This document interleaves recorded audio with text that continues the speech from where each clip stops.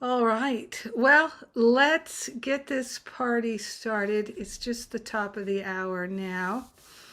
And so people are coming in, they're getting settled.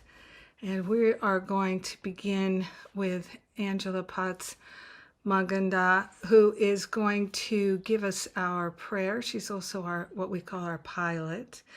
And Angela is on the staff of the Power of Love Ministry. She's a teacher in this ministry. She is a speaker. You've probably heard her speak before.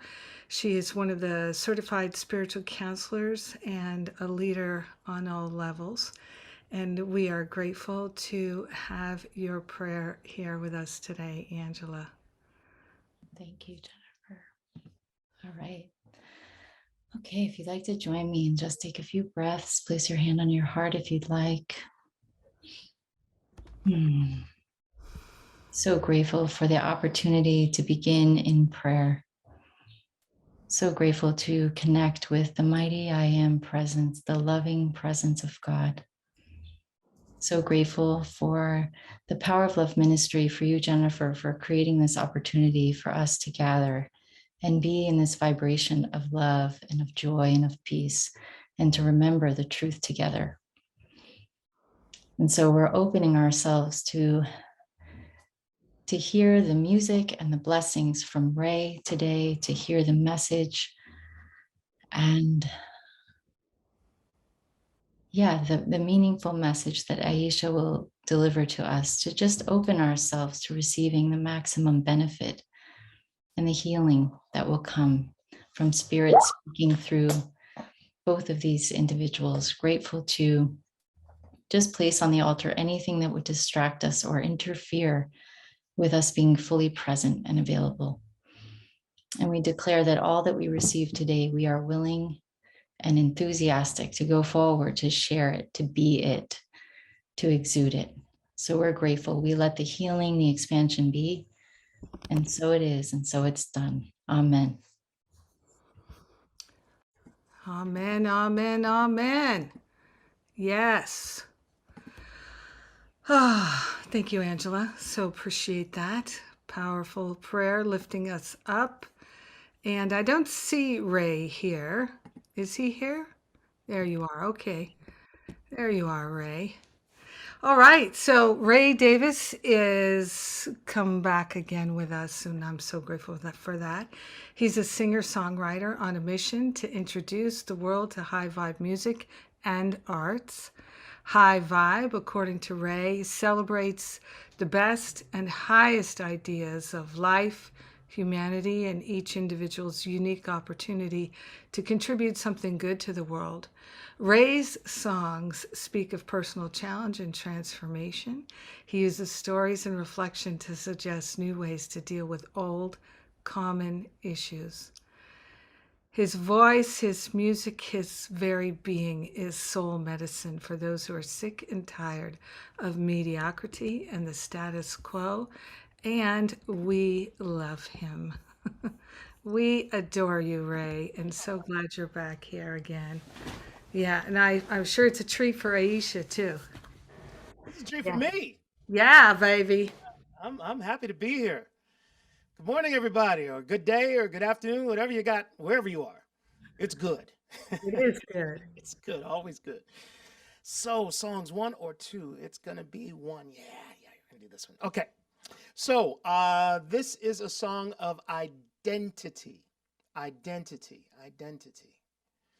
hmm A whole lot of what I do and how I behave in this world is based on what I actually believe about myself. And so this is a song that actually suggests, well, haven't you heard? Haven't you heard? You're the light lighting up the world. Haven't you heard? In you, there's no darkness. Haven't you heard? Haven't you heard?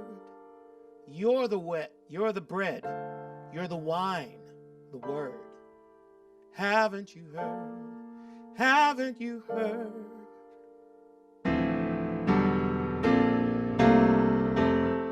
Ooh, ooh, ooh, ooh.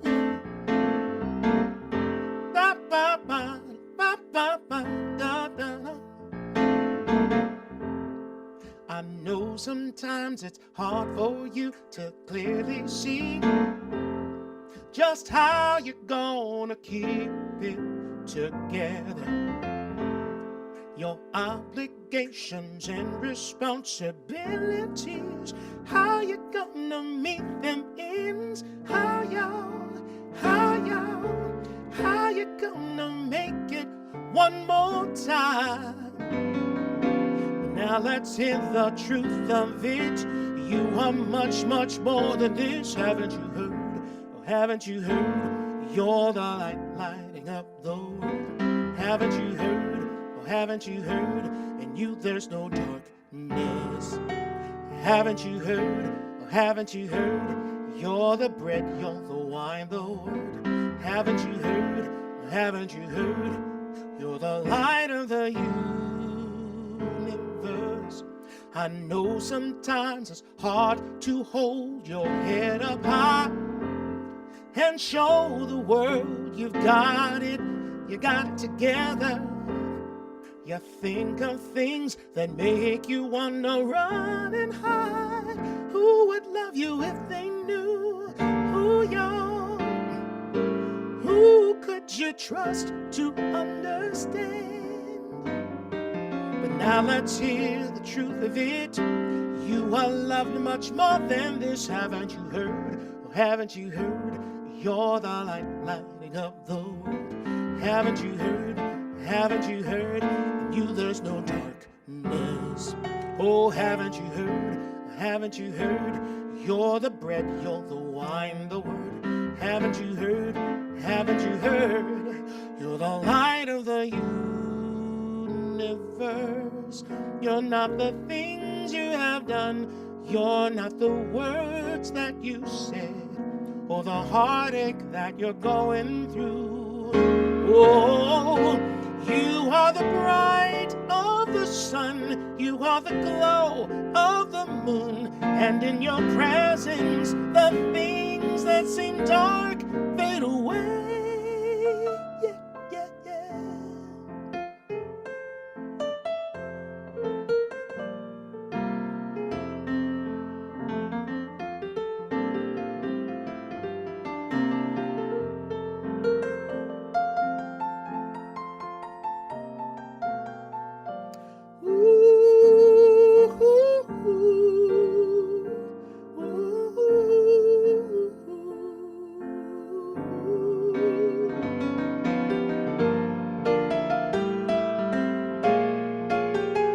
Oh, haven't you heard? Haven't you heard? You're the light lighting up the world. Haven't you heard? Haven't you heard? In you there's no darkness. Oh, haven't you heard? Haven't you heard? You're the bread, you're the wine, the word. Haven't you heard? Haven't you heard? You're the light of the universe. You're the light lighting up the world. Haven't you heard? Haven't you heard?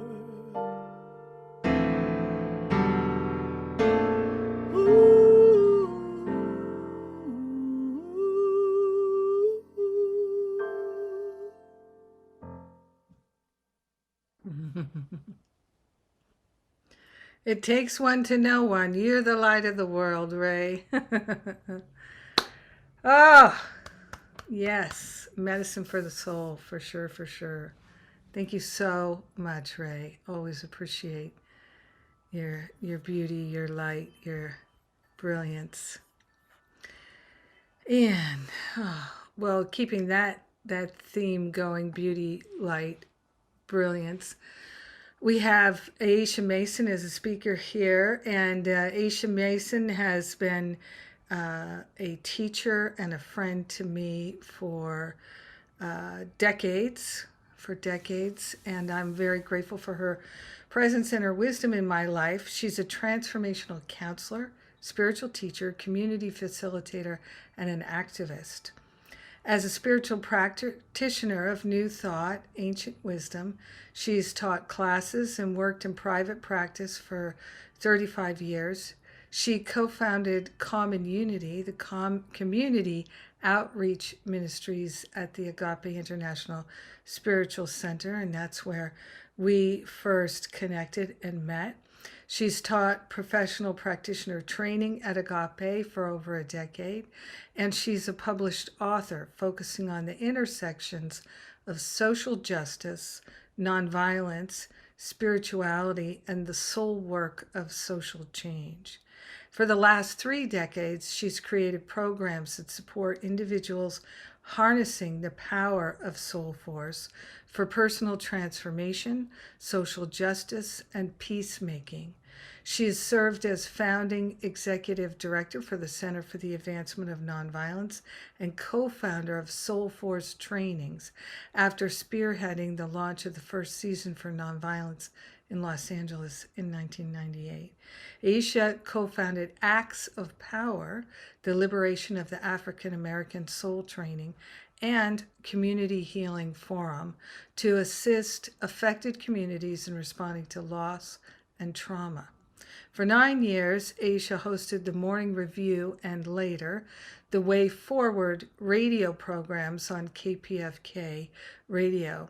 She is a contributor to the books How to Stop the Next War Now and Together We Are One, Honoring Our Diversity and Celebrating Our Connection. She's also co-author of 64 Ways to Practice Nonviolence Curriculum and Resource Guide. Eisha is retired from the American Friends Service Committee, a Quaker-based international peace and justice organization, where she served as the Associate Regional Director, U.S. West Region.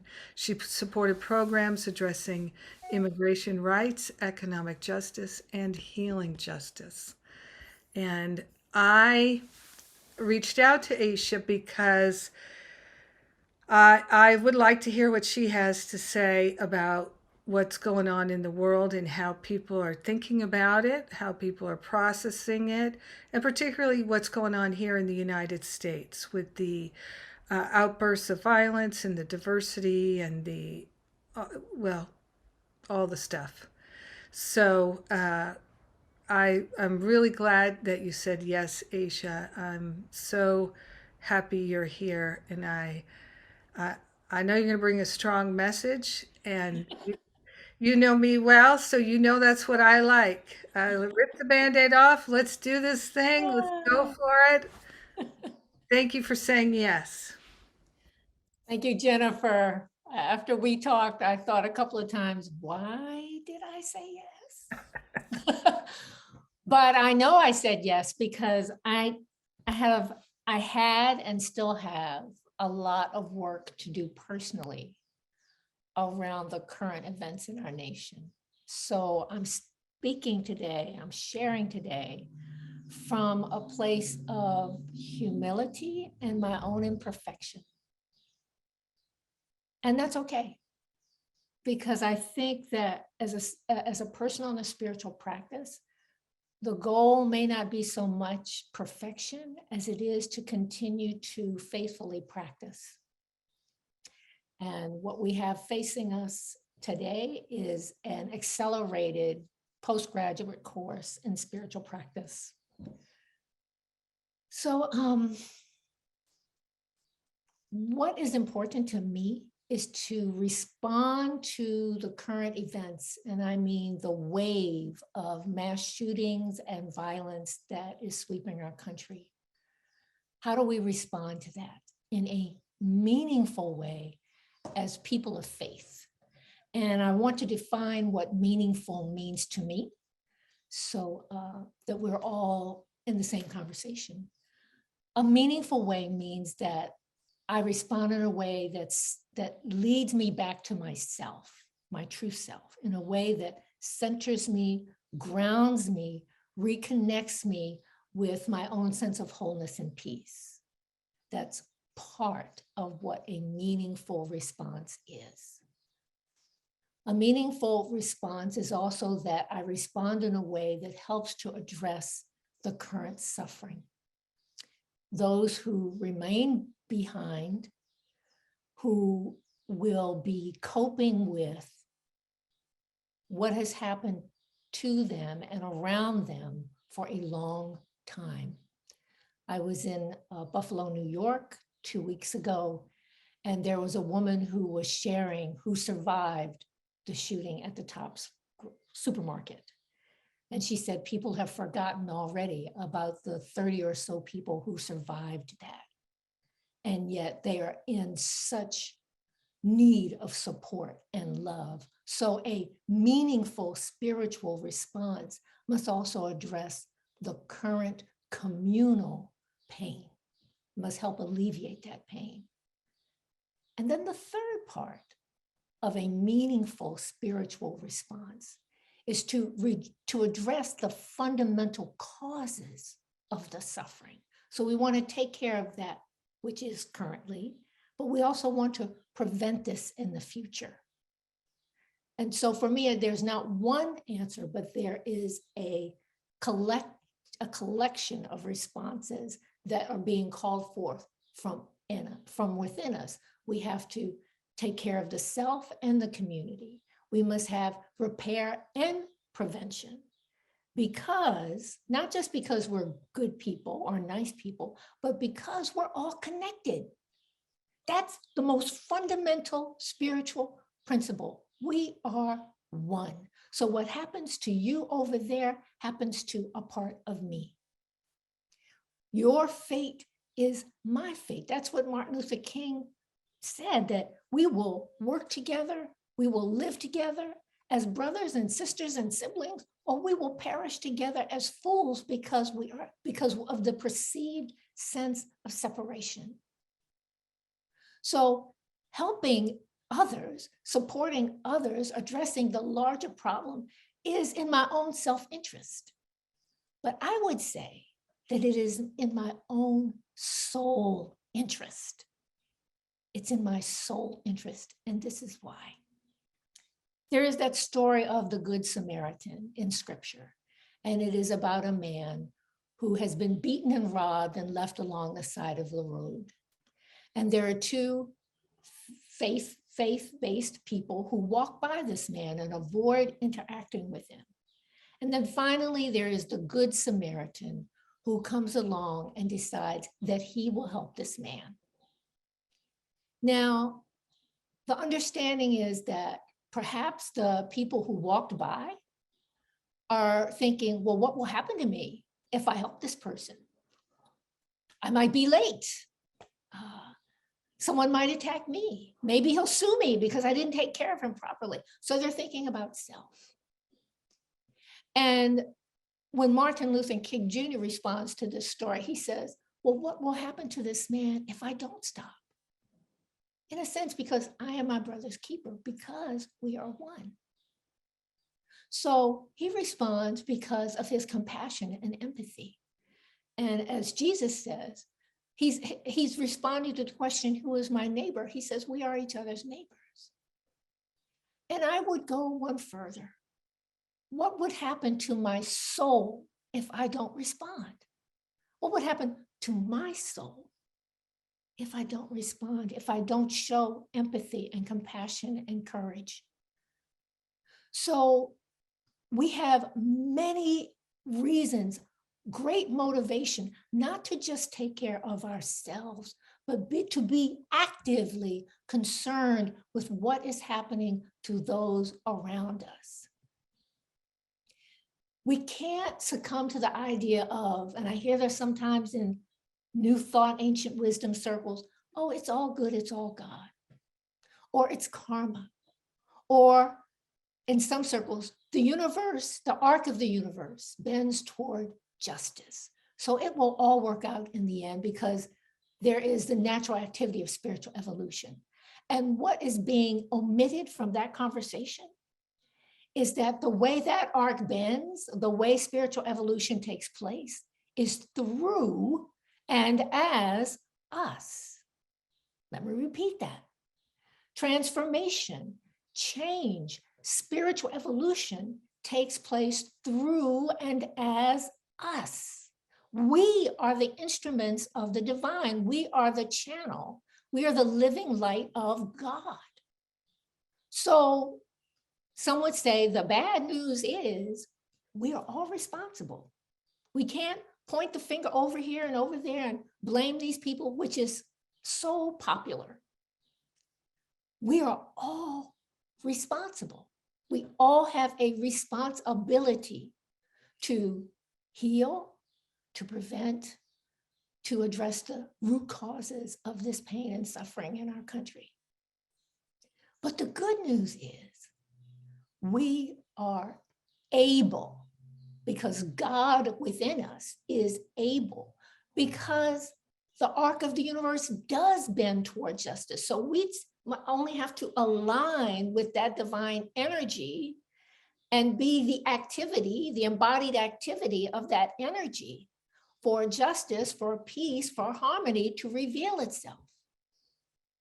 And then the news, neither good or bad, is that we have choice.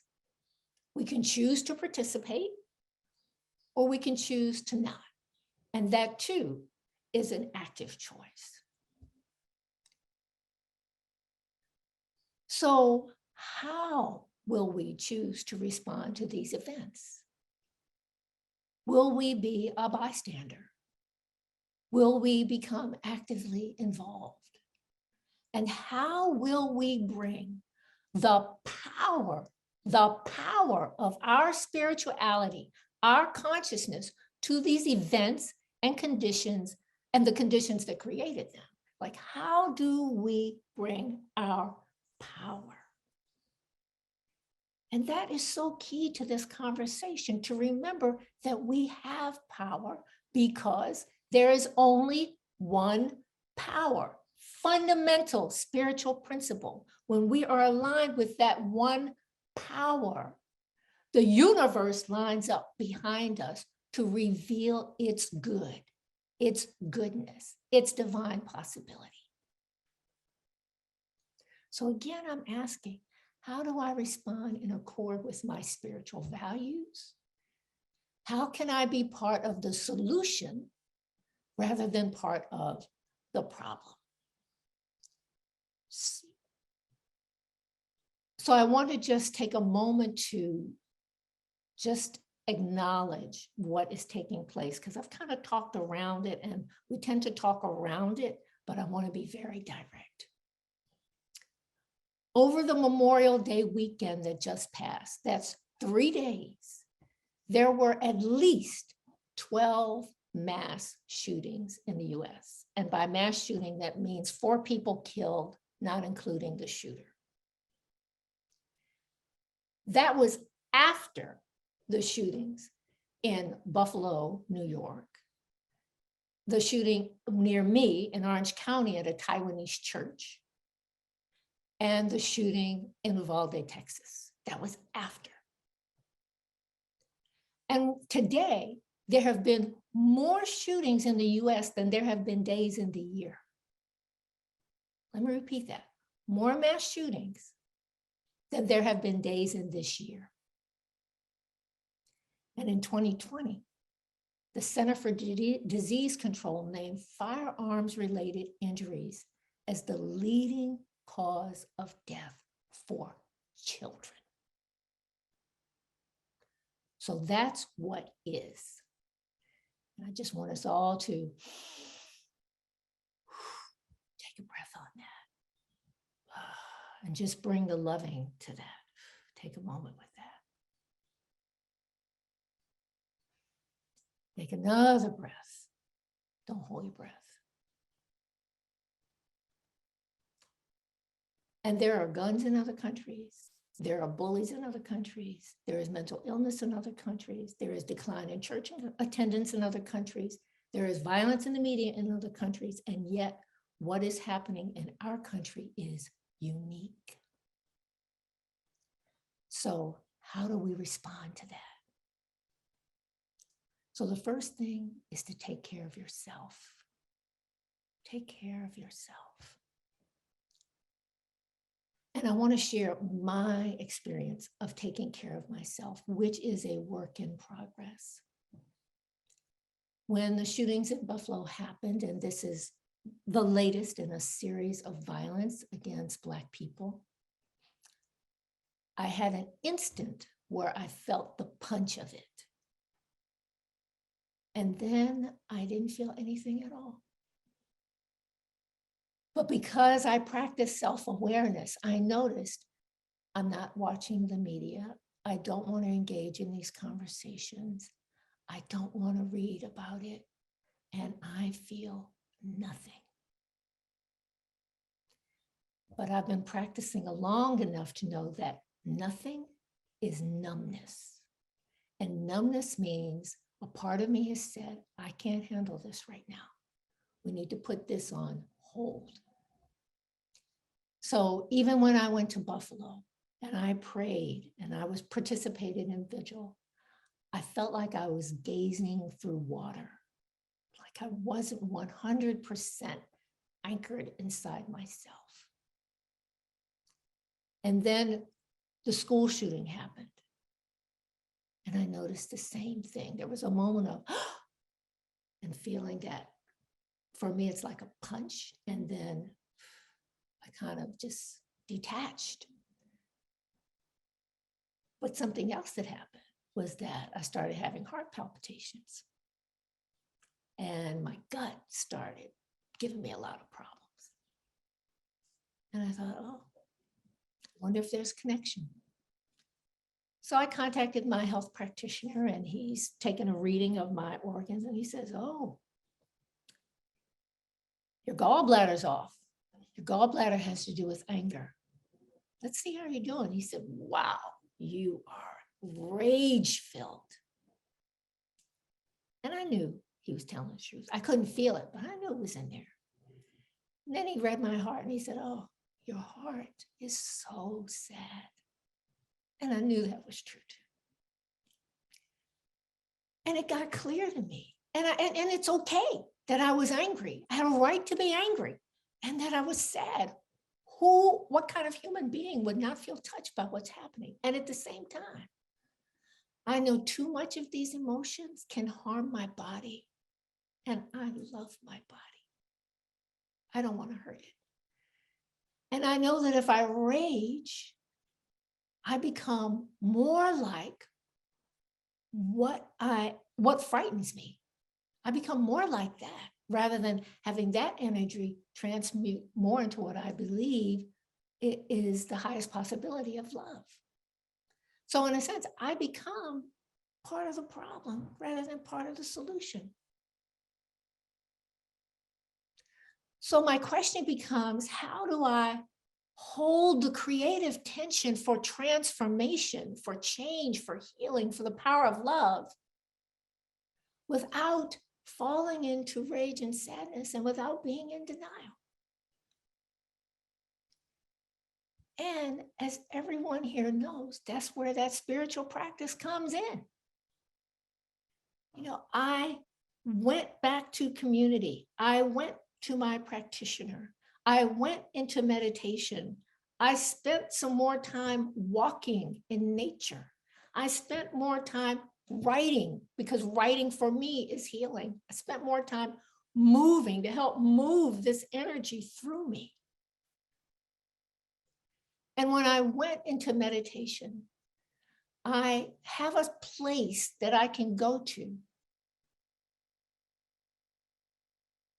that I am challenged to describe. It is not warm, fuzzy love because I wasn't feeling warm, fuzzy love, but it is a frequency of spirit that for me holds the planet together.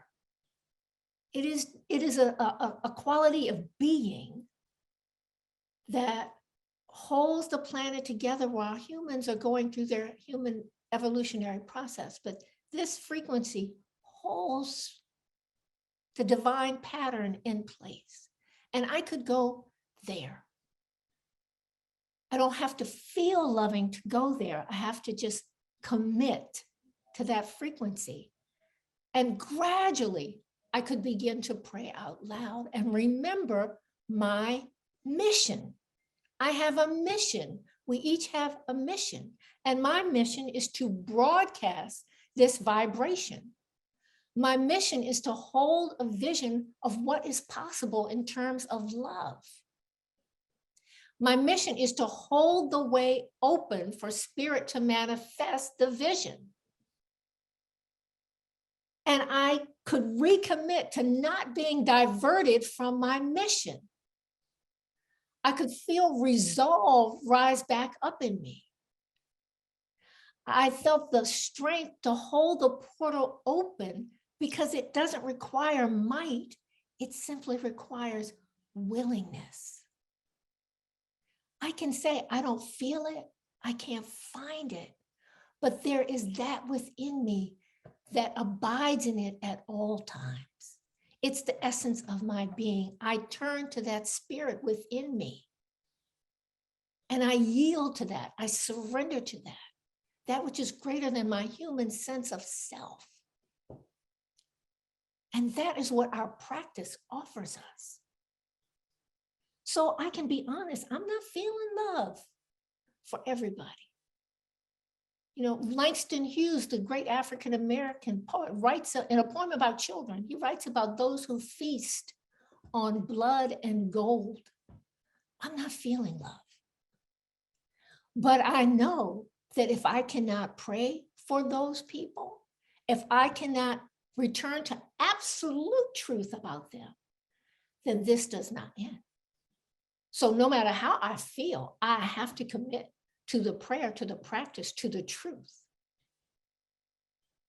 And I let my love pour onto those who have been directly affected. And I hold the door open for the highest good for them to emerge. Something greater than what I can imagine. And again, that's a blessing of our teaching. I don't have to see it. I don't have to be able to see it. I just have to know it exists. To reach, Emma Curtis Hopkins says, to reach for a good beyond my knowing. And I have the capacity to do that. So when I am turning to my own self-care first, I'm asking myself questions that will take me where I want to go. What emotions, what energies are driving me right now? What do I need to return to my true self? How can I be more loving and compassionate with me right now? Am I choosing from fear or from love? What gives me hope? What gives me hope? So these are the questions that I'm revisiting and revisiting to nourish my own spirit, to fill my own cup, so that I am prepared to respond to the conditions around me and be of service to that part of myself that is in pain out there in the world. Again, because God's good is revealed through us and as us. So again, I'm asking myself questions. What is mine to do? I can't do everything. And people will sometimes cop out because they just say, oh, I can't do it. It's too much. You're not asked to do it all.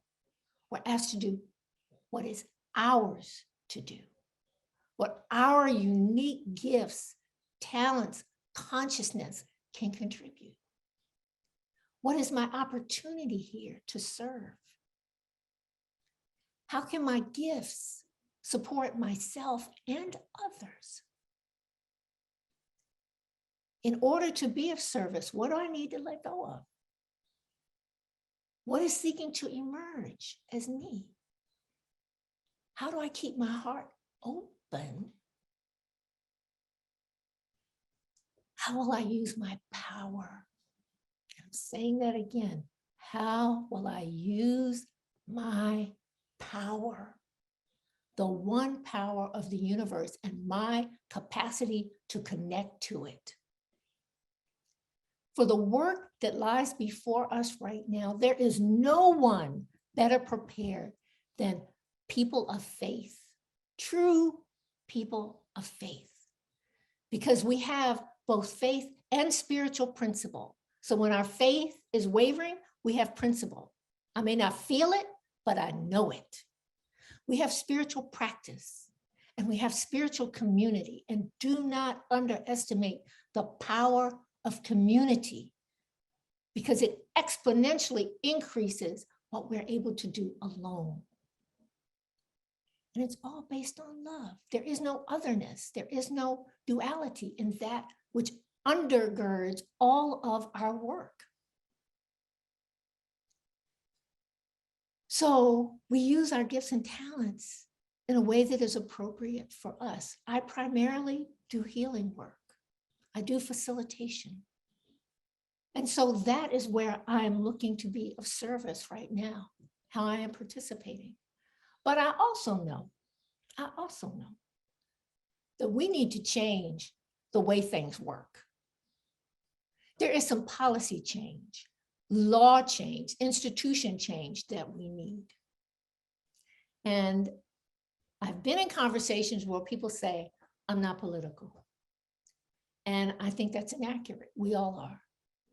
Because our political institutions, our laws, our policies, the way things work are a reflection of our values, our spiritual values. Because that's the law. We have the spiritual quality, the spiritual energy, and it manifests in form. So they are a reflection to us of what we value. So that means we all have an investment in this. Again, I want to quote my teacher, Dr. Martin Luther King Jr. And he was responding to an objection about becoming political. And he says, well, you say you can't change the heart through legislation, and changing hearts is really the answer to the problem. And he says that may be true. The law cannot change the heart, but it can restrain the heartless. It may be true that the law cannot make a man love me, but it can keep him from lynching me. And that's a pretty important thing also. So the question is not either or, it's a both and. It's a both and. We must all do the preventative work, the healing work, the shift values and culture work, and we must do the policy work. So I am challenging you.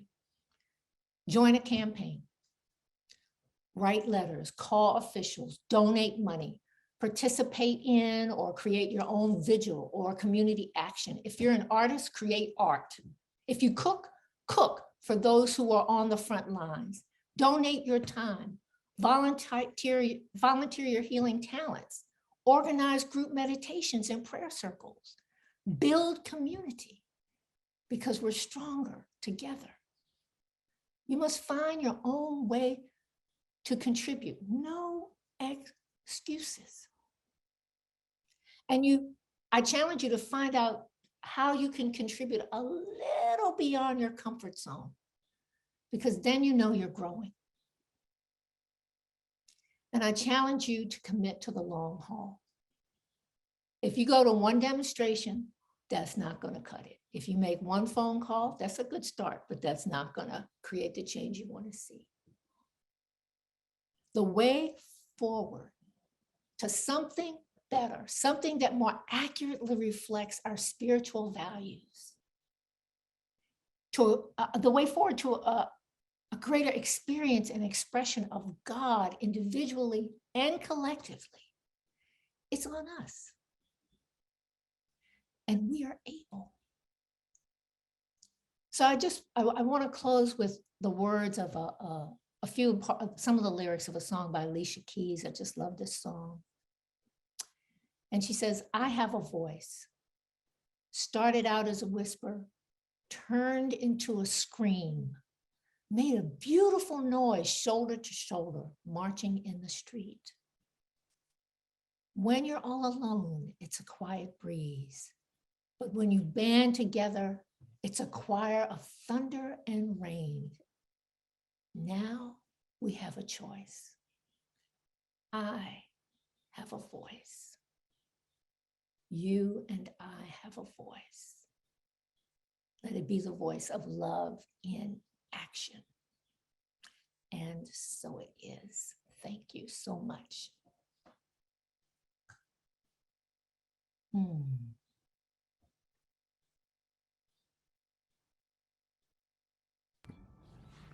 Thank you, Aisha. Thank you, thank you. What a powerful and perfect message for us to hear today. I'm so grateful. So, we're going to take this now inside, and I'm this is so in theme with what we've been talking about recently here in Masterful Living and Sundays with Spirit. We have an opportunity to respond and to be creative and to fulfill the purpose of our lives. We have an opportunity. And so Aisha has made it plain and clear that truly all of life, all of spirit is calling us to be willing to get out of our comfort zone, because there's no more comfort in the comfort zone. There's no place we can be comfortable and not be fulfilling our purpose. That is not possible for us anymore. And we don't want it to be. We don't want to be comfortable while our brothers and sisters are crying out for us to respond with love, with compassion, with action. Compassion in action. It is going to keep pushing us. Life is going to keep pushing us to move out of our comfort zone. And so making that decision from our heart, answering the call.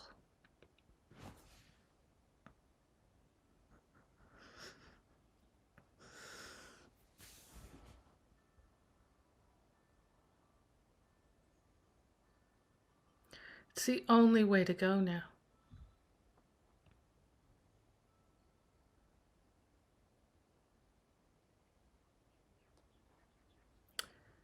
There is no other way. Peace is the way.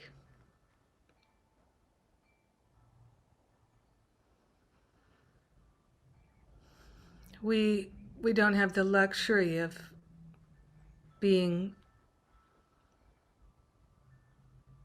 afraid.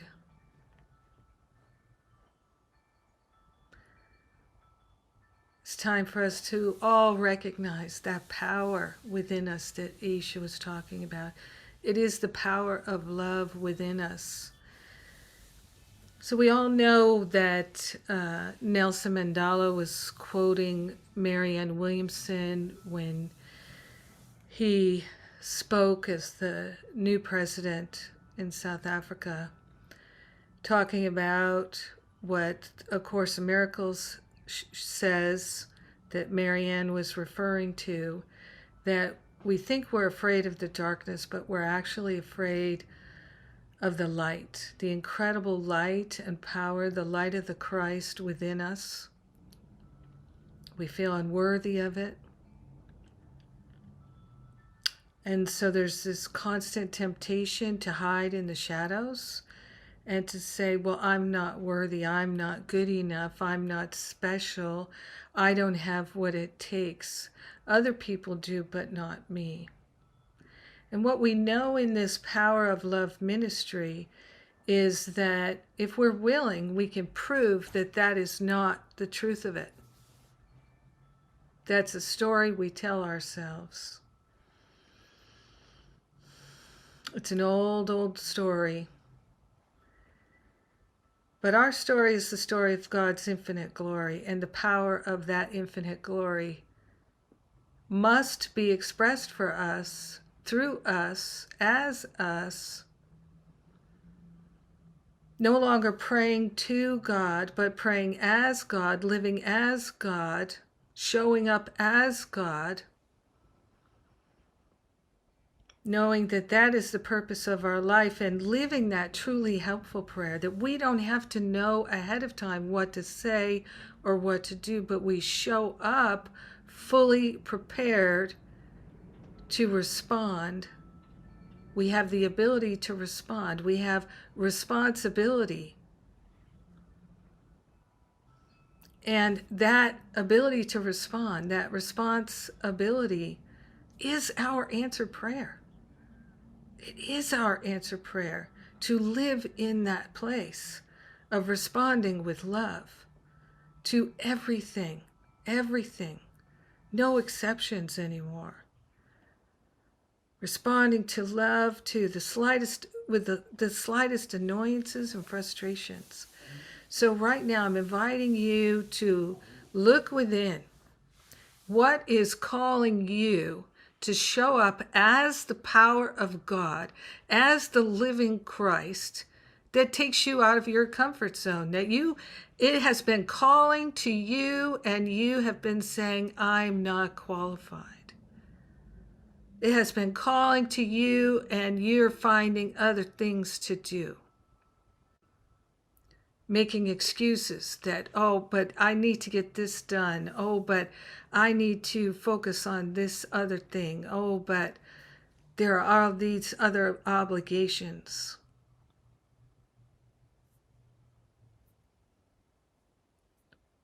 What is calling you to move out of your comfort zone? Spirit will lift you, carry you, instruct you, inform you, strengthen you, revive you, restore you, if you're willing to say yes. And you don't have to know how it goes. You don't have to know how it goes. I moved to Los Angeles in 1994 to go to graduate screenwriting school.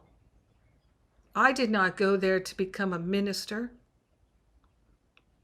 I went there to become a screenwriter. But there was another plan for my life. I found the Agape community. It was the ideal spiritual community for me. And my heart opened. And I couldn't say no to Spirit. It's a classic bait and switch. But I have no complaints.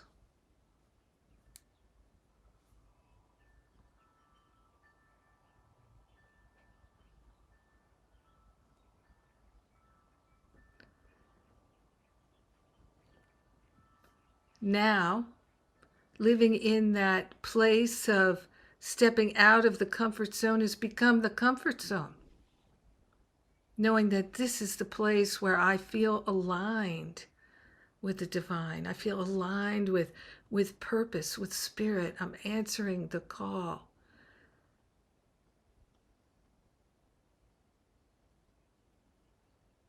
Almost always, I don't feel fully prepared. I don't feel fully qualified, but I've learned that doesn't matter. That's just a feeling. It's going to pass. That feeling will pass. I will get caught up in Spirit, and then I'll realize I'm in the perfect place at the perfect time, and it's perfect. This is how our perfection gets revealed. We're willing to say yes to answering the call, not knowing what comes next. That's what faith is for. That's how we grow our faith. And living by faith, there can be true peace. The fear can dissolve. So what will take you out of your comfort zone and into that God zone, that love zone, that power zone? We fear the power, that we'll hurt people with the power, that we'll somehow become powerful in a way that's hurtful or harmful. That's an old fear. And the way to release that fear is to answer the call and stand in the power of love. Because the power of love is not power over. It is power under. There's power underneath people, situations, and circumstances, a platform of love and wisdom, intelligence that lifts up and supports. And this is the power of love within us. And in the process, we become healed of all the misperceptions and misconceptions, because we're standing in a place of truth. And what's more, we can do it together. And that's exciting. It's exciting. And sometimes it's exciting like riding a roller coaster where you feel afraid, genuinely afraid. And then the next moment you realize, oh, there was no need to be afraid. I was held, I was carried, I was safe. Whew. Next time I feel afraid like that, I will remember I was held, I was carried, I was safe. And then we can be like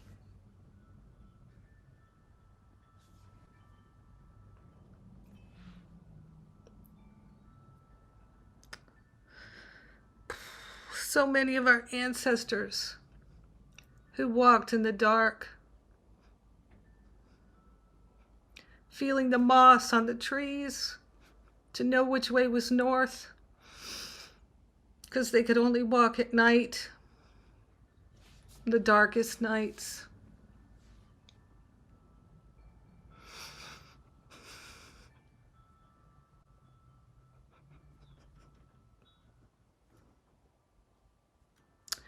We have it so much easier than those who went before us to make it easier for us. And now it's our time to do the same.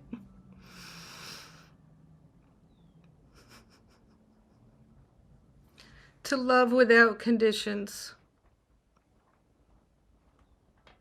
No more attack thoughts. Not about our bodies, not about our children, not about our parents, not about our friends or our communities or the politicians. No more attack thoughts. Broadcasting love, broadcasting compassion, showing the only way out.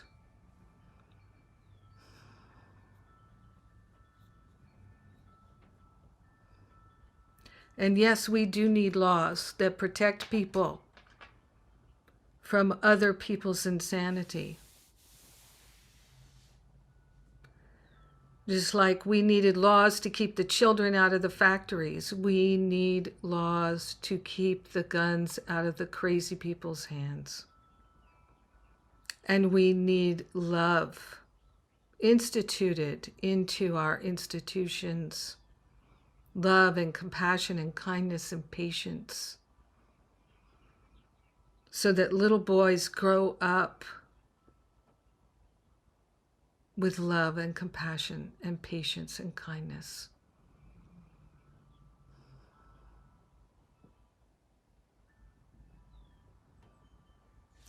So what is that place that can take you out of your comfort zone into living your purpose, which is to be a love broadcaster?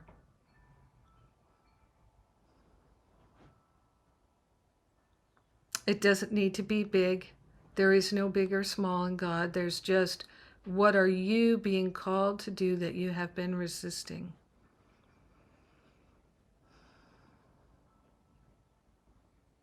And are you willing to give the resistance to the higher Holy Spirit self for healing? You don't have to figure it out. Are you willing to let the resistance be healed? Are you willing to let the Christ shine?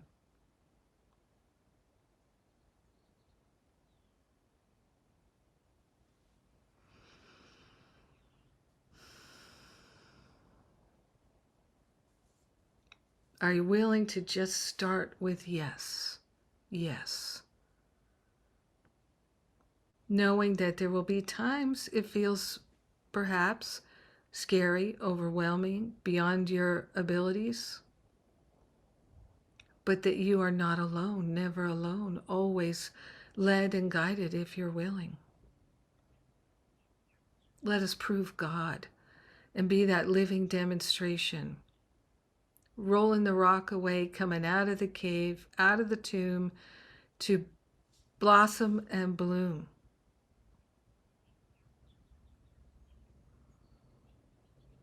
We are teachers of God, responding.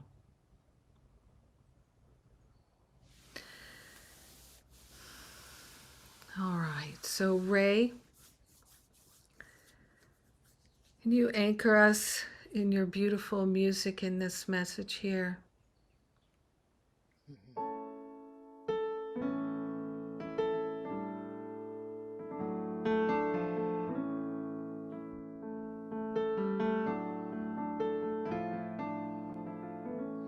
In Matthew 25, Yeshua tells a story, the conclusion of which the king says to the people, "When you did it to the least of these, my brethren, you did it to me."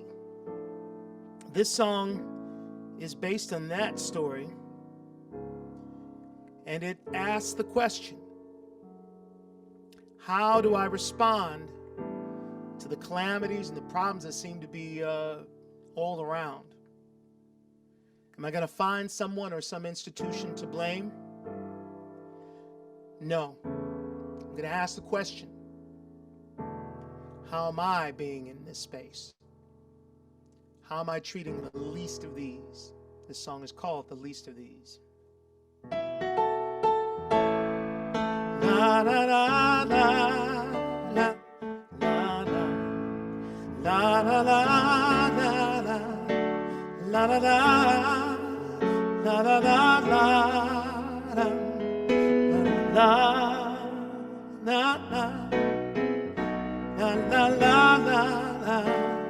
la la.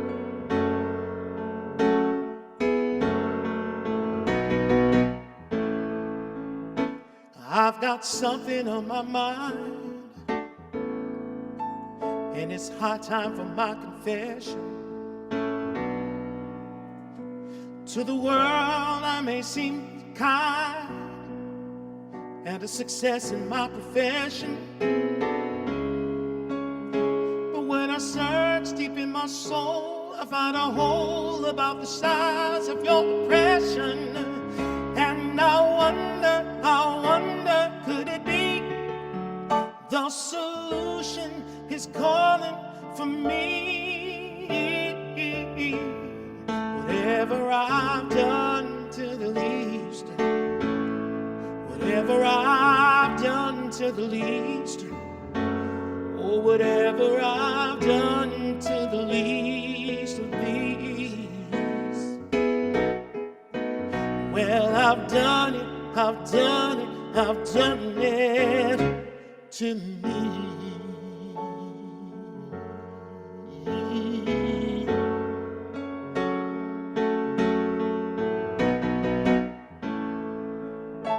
Maybe I can see the signs, maybe I don't want to name it now.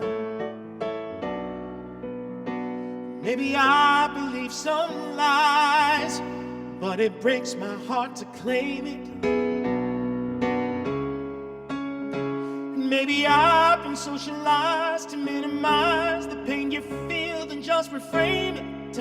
So I'm wondering now, can I be a solution somehow? Whatever I've done to the least, or whatever I've done to the least, whatever I've done to the least of these, well, I've done it, I've done it, I've done it to me. Yeah. I just can't take it no more, blaming somebody else for my life. all my life, my life, my life, my life. Now I am ready to start, yeah. I'll change my mind, change my heart. I will open, really open to love, love, love, love, love, love, love, sweet love, love.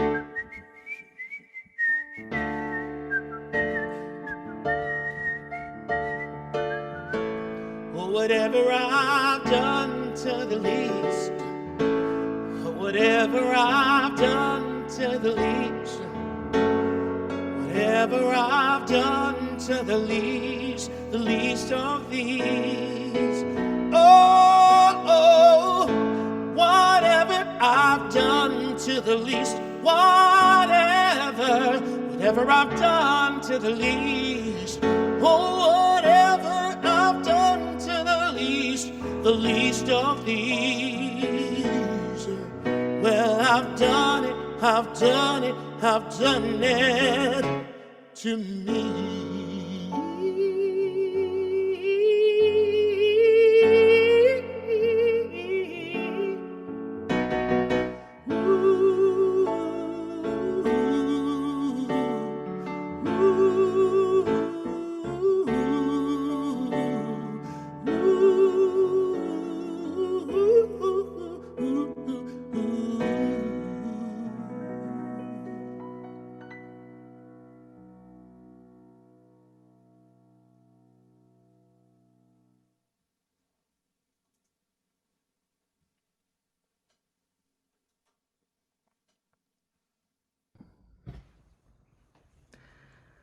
Well, you've done it. You've done it, Ray. Thank you so much.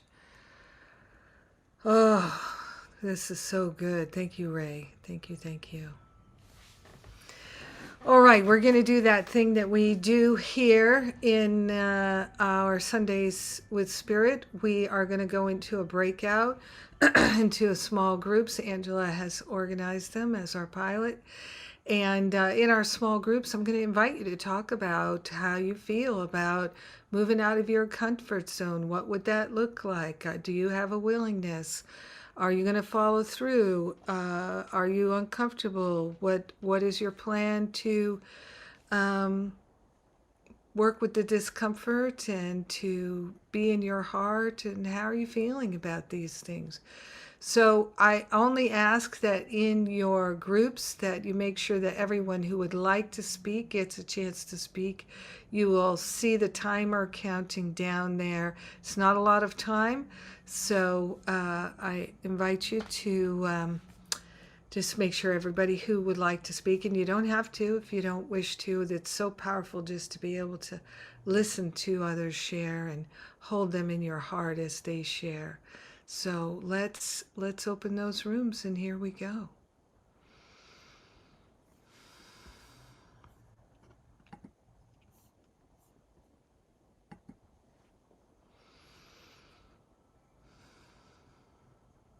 All right. So we are on the Facebook Live here now, and I'm going to invite Faith. Would you like to share something? Thank you. Thank you, Reverend Jennifer. This has been quite an emotional and opening and grounding at the same time for me, and uplifting. I can't thank all of you more. There's so much gratitude I have in my heart today for this service. I knew that coming here, when I saw Eisha and Ray and you were going to be here, and master teachers and master musician and teacher, I knew that this was going to be life-changing, and it was. So Thank you. Um, I, um I'm feeling a lot right now, a lot of emotion, and I'm being with that. And I'm knowing that it's the feeling is there for me to remember that these things that are happening in the world are not just happening to them, it's happening to all of us. And I'm feeling that. So yes, I am being called forward to now speak. I have been putting that on the back burner a little bit for myself, and it's time. It's time for me to show up and to speak the truth. And I'm not sure where that's going to be. I know that I will be at the service soon, speaking the truth as it comes through me, because as Aisha reminded us, we all have our individual gifts and talents. I know that mine is music, and I know that I share that a lot. There's a song I wrote called Rise Above that still needs to be finished, and it's time to finish that song. It's time for it right now. We'll rise above the anger and the sadness. We'll rise above. And I am going to be finishing that and stepping forward. So a couple of things that Aisha said that I wanted to really that really hit home for me is that it's not about perfection. It's not about being the perfect spiritual teacher or the perfect spiritual I don't know, follower, or to even completely in complete understanding of what the spiritual understanding, but it's really about faithfully practicing our spiritual understanding. So wherever my spiritual understanding is right now, I faithfully practice that, knowing that in that faithful practice, that more will be revealed to me. The way I'm supposed to be sharing my gifts in the world will be revealed. Um, and and thank you again. My mission is to hold a vision for what is possible in terms of love. I wrote that down because it was so um, that really rings true for me. It's like that, even though I don't know what can change what's happening in the world today. I don't know what it will be. I don't think none of us do. But there is the possibility for love to be the way shower, for love to be the catalyst for change. And so whatever I decide to do out in the world, whether it's speaking, getting out and voting, we have an election coming up. Even though it feels crazy about who I'm going to vote for, I need to really sit with that and decide what that looks like for me. And then also in terms of if I want to be at a protest, if I want to speak up, if I want to write my congressperson, to really sit in my spiritual practice to give me the guidance about what that looks like and where I'm most needed. And I have a feeling for myself that I'm going to be surprised, that I'm going to be called to get out in ways that feel uncomfortable for me. I believe that's probably what's going to happen. But I am up for this, because if I'm not up for this, then who is? So true. Right? So I can't say they're going to take care of it, you know. absolutely. Yeah, there's no they or there. There's us. That's right. There's us. Yeah, right. And I know I've said this often, that you either believe that you were all in this together, or it's every man for himself. And we're all in this together is what I choose to believe. So from that belief, from that knowingness, that is where my actions will spring from. So thank you so much for this. And wow, Ray, you couldn't have picked a more beautiful music that just linked perfectly with what this message was today. I know that so many people, and I want to say this too, anybody listening on Facebook or seeing this afterwards, please share this recording of this service. It is so profoundly needed right now. I know that I will be doing that. Mm, So thank you. yes. Thank you. Yes. Thank you. Well, I look forward to your sharing faith, as you know. And Ray, would you like to share anything more? Yeah, just briefly. This was quite an opportunity. I have actually been looking forward to the opportunity to hear Eisha speak. And this is powerful.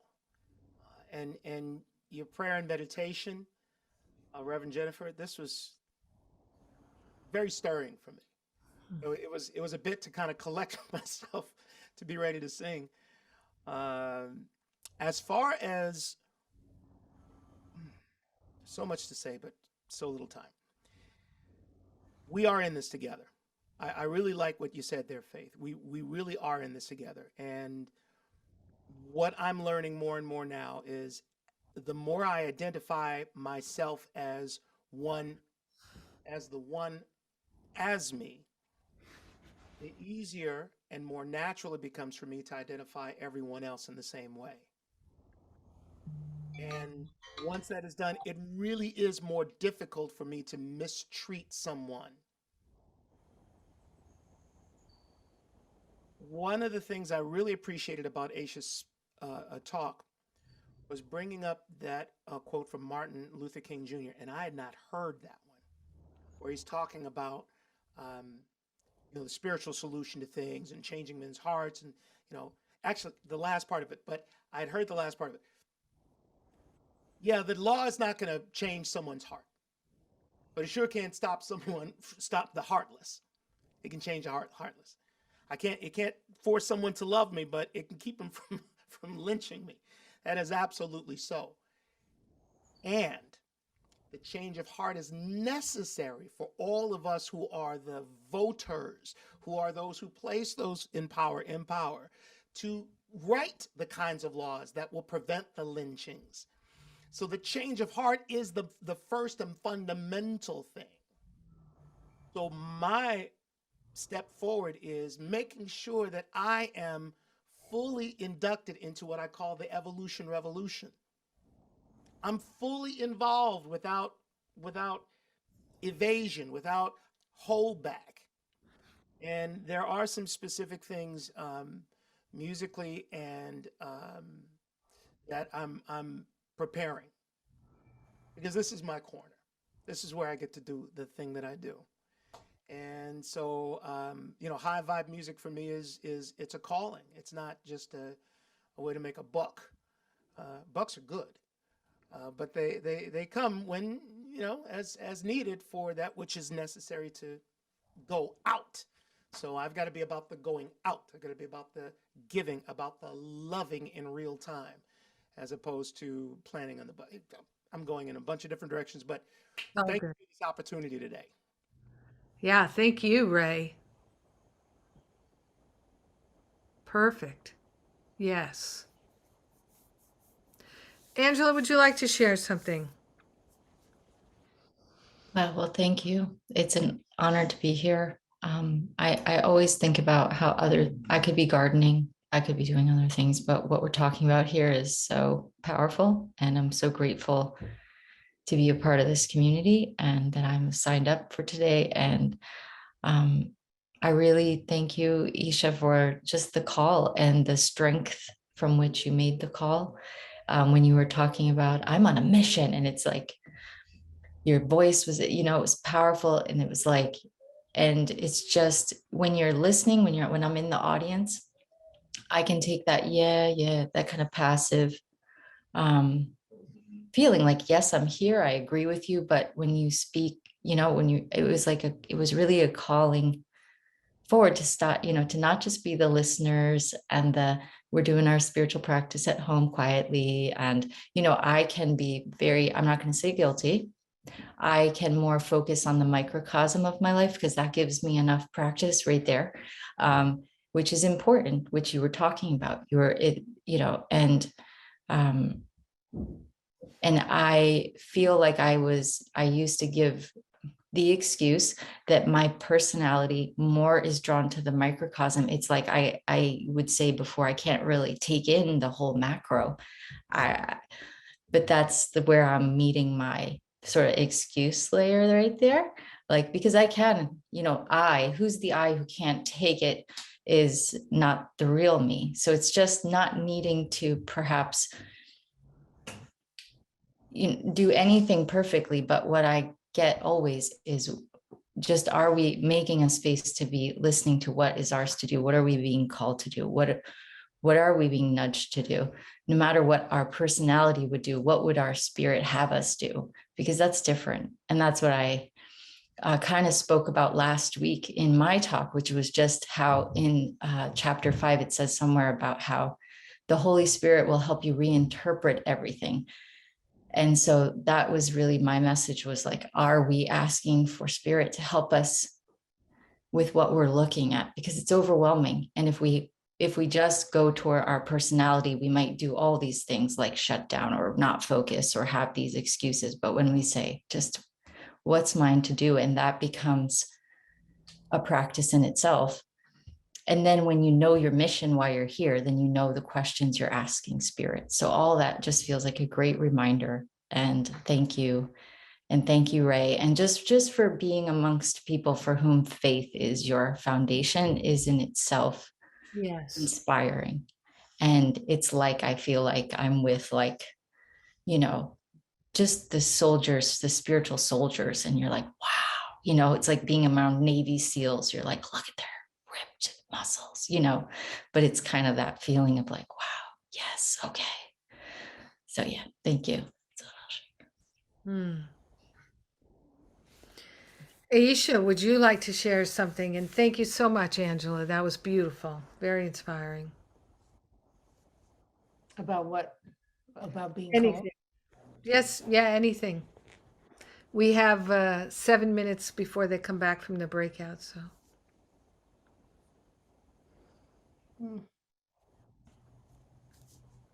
I don't think I could. I know I couldn't cope with what I see in front of me if I didn't have this teaching and the practice. I couldn't. And so I'm super grateful for it. And I just keep reminding myself, well, I could roll over, or I could really practice. That's part of it. And the other thing I wanted to share that I didn't think of at the time, when I am engaged and when I'm engaged in community, I'm happy. Like my whole energy changes. It's fulfilling. It's enriching. I know I'm in my right place. It's healing. Yes. And that makes that is I would say is a missing piece. To be in community, creating good, is just in its own way joyful. Thich Nhat Hanh talks about that even when there's suffering in the world, when you're in community, that is heaven. Yeah. And I'll pass. Well, and I appreciate so much, Aisha, what you shared about self-care being so important. Is people often say to me, "Oh, Jennifer, you do so much. You get so much accomplished. Make sure you take care of yourself." And people who know me well know that is my primary thing. Is I take good care of myself, and that's why I'm able to do and accomplish a fair amount in the world. Is because I have a foundation of self-care. I'm not running on empty. Mhm. I'm not running on empty. And it is normal for us to get overwhelmed by our feelings and our thoughts about what we are experiencing in the world or observing in the world. And it's normal for us to get overwhelmed by the suffering because most spiritual students are highly empathic. Mhm. At least most of the ones I know, highly empathic. And so they can feel a ripple in the field, even if they don't know what it is. Mhm. They don't know what it is. Like I think of a few years ago, I was awakened in the night very strongly. And when I get that and I don't go right back to sleep, I know, get up and pray. Just pray. Just make prayers for everybody, you know? Pray for everybody, no problem. So I made prayers for a few hours and then I went back to sleep. And I woke up the next day and looked at the news, and the Notre Dame was on fire. But not just Notre Dame, but that same night, that same time, there were several Buddhist temples that were burned down. All at the same time. There was something happening in the field that was causing these fires. I don't know what it was, but oh, it was so strong. I mean, I felt such a strong directive. It is time for people to pray, and always just pray for the love to be revealed for every person, everywhere, every situation, every circumstance, for the healing to happen in our minds, in our lives, in our hearts, in our relationships, for every person, everywhere. And so it's a very simple prayer.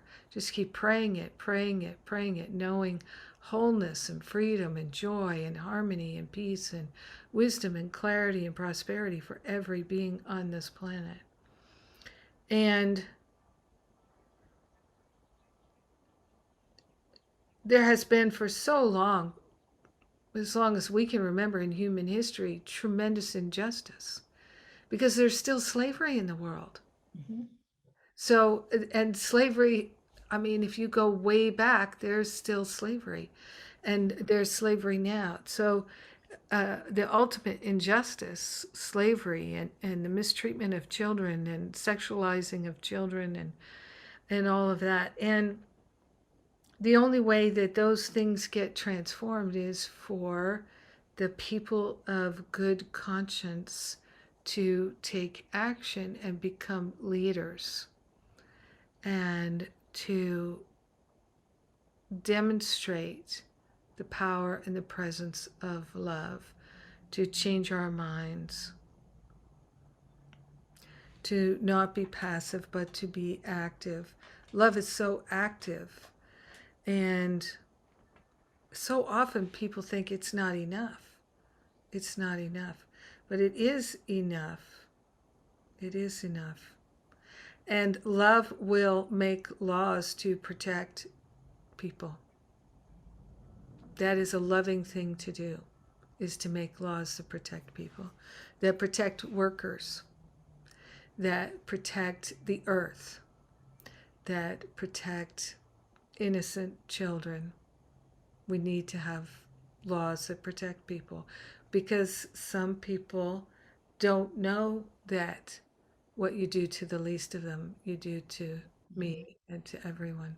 Some people don't know that. They've lost their mind, and we can't defer to them. We can't let them get into a place of authority. So we're almost at time here. Any final thoughts anybody would like to share?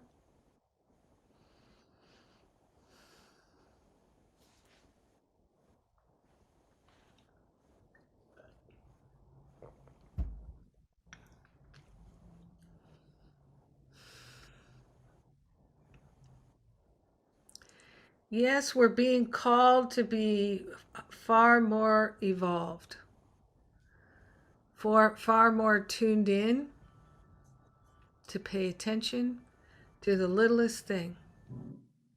You know, the way a parent learns to differentiate between their children's tones of voice and cries and their coughs and all those things, to be able to be that discerning with everyone.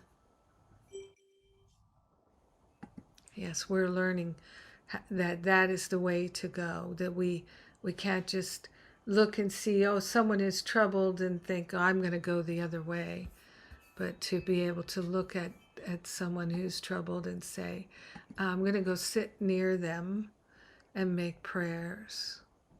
I'm going to go stand near them and be the light. Maybe I'm going to have a conversation. I'm going to see what spirit guides me to.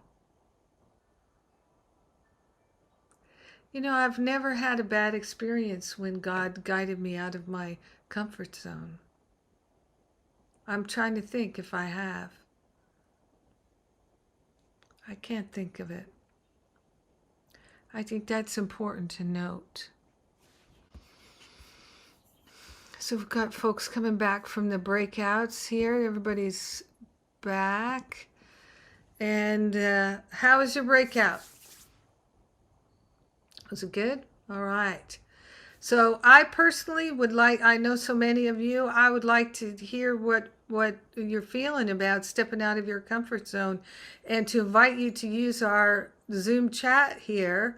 Facebook Live folks can use the Facebook there, the comments, and make your declarations if you're willing to share with us what you are willing to do that takes you out of your comfort zone and is what you're feeling called to do. So we don't have to make ourselves leave our comfort zone of some kind of forcing ourselves, but what are we feeling called to do that we're willing to open ourselves to?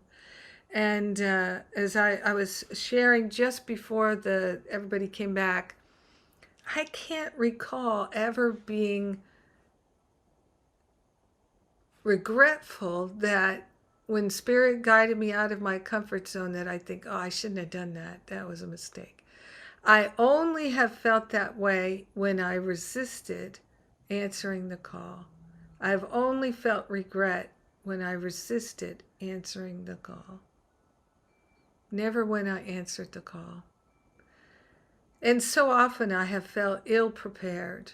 I don't know what I'm going to say. I don't know what to do. I don't know these people. I don't know this situation. I'd rather go home and do something else. But I did it anyway, and I was grateful. So right now what we're going to do is we are going to make a few short announcements. Ray's going to sing another wonderful song for us, and Angela is going to throw down an anchoring prayer to send us on our way. And that's what we're going to do. So my announcement is, I have a couple of announcements. One is that my Finding Freedom from Fear boot camp, which is so perfectly timed, just starts in another week or so. And I invite you, if you are feeling like there's a lot of fear, anxiety, worry, you feel unequipped, consider taking my boot camp for the next 90 days and anchoring yourself in clearing out the root causes of fear so that you really can live the life of love that you desire, and get the fear out of your relationships and your care for your body and your conversations and your friendships. And there are some people here who've done the Finding Freedom from Fear boot camp. Please feel free to share your experience if you feel it brought you benefit, to encourage others. And one of the things you can do is you can book an exploratory call with one of the spiritual counselors like Angela, who can just answer any of your questions, and that's a free call. So if you're not sure if the boot camp is for you, that's one thing you can do. All right. And then really, Power of Love Ministry and the Sundays with Spirit, it runs on your donations. So your donations enable us to pay our staff to do the work for the Sundays of Spirit, the web pages and the artwork and all the different pieces that are needed for the replays and the recordings and et cetera, et cetera. And so we appreciate your donations, which also enable us to tithe to speakers and musicians. So thank you for that. And I'm going to pass it to Ray to make any announcements before you do your song. I have no announcements at this time. I'm working on something. This has been a long-term project, so just stay tuned. But I do have a song for you. Okay. Yes. This is also based on the teachings of Yeshua. That can also be found in Matthew, and this is taken from. It's a variation on the teachings that referred to as the Beatitudes. Beatitudes having to do with joy, just absolute joy. Yeah, and this is a song that goes out to the light workers all of us who are bringing and bearing and holding the light in this space we call Earth. This is called Blessed.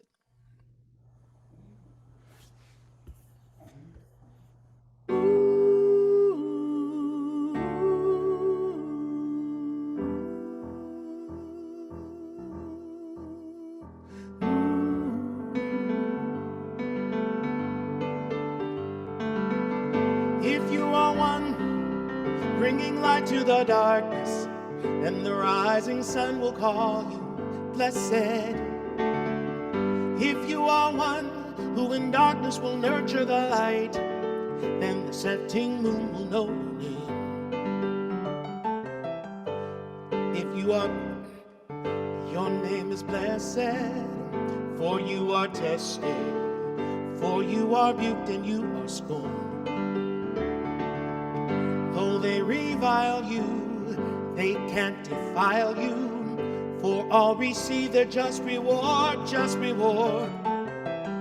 If you are one being light in the darkness, then the blazing sun will call you blessed. If you are one who in darkness reveals the light, then the glowing moon will speak your name. If some accuse you, if they abuse you, it's just that they don't know what they are. They have rejected what you have accepted. They fear the light and you shine like a star. Blessed is your name, even as they set their evil eye upon you. So rejoice again, I say rejoice, as you make your choice and raise your voice. Food for the hungry, shelter for the homeless, water for the thirsty, support for the oppressed. See, you are the blessing when they pray to be blessed. There's no need to fight when you are the light. Just shine, shine, shine. Hey, you are the one, you're the promise of light in the darkness, and the setting sun, he calls you blessed. Oh, lovely one, from the darkness shine, shine your light. For the rising moon, she sings your name. Your name is blessed, blessed. La la la la la la la la. Your name is blessed.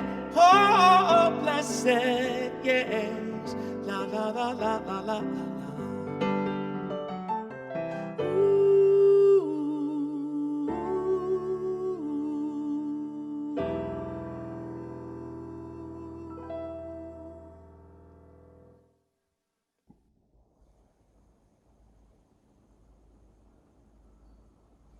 So perfect. Thank you, Ray. Oh my goodness. Thank you so much. Oh my goodness. Before you pray, Angela, I'd like to see if Aisha has any announcements. And I'd also, Aisha, are you taking counseling clients at this time? I have no announcements. Oops. And I am taking clients. So I would like to also recommend Aisha as a spiritual counselor. She's been a spiritual counselor to me over the years, and I am so grateful for her brilliance, her beauty, her wisdom, her big old heart, and I just encourage you. So we just need how to reach you in the chat there, and yeah, so I encourage people to reach out to you for counseling. And Angela, would you like to make any announcements before you pray? No announcements at this time, just a thank you. And yeah, an invitation to place your hand on your heart and just to give thanks to have this blessed opportunity to be in this vibration of love and of light and of service. Thankful to Eisha for the call to serve, the call to be who we are. Thank you to Ray for the reminder of who we are and whose we are. We are so grateful for the opportunity to go forward, to do our work, to do our forgiveness work, to clear the pathway, to be just a completely open vessel, to really fulfill our function on this planet, to be bringers of light. So we go forth, we remember to call upon the Holy Spirit whenever we need help in any way, shape, or form. Just so grateful to go forward and to see our brothers and sisters as ourselves, to spread the love, to be in that flow. So deeply grateful we let this be. And so it is. Amen. Amen, amen. Thank you again, Aisha. Thank you, Ray. Thank you, Angela. Thank you, GJ. Thank you to everyone who showed up today. I look forward to everything that we bring forward out of our comfort zone into that God zone. God bless you.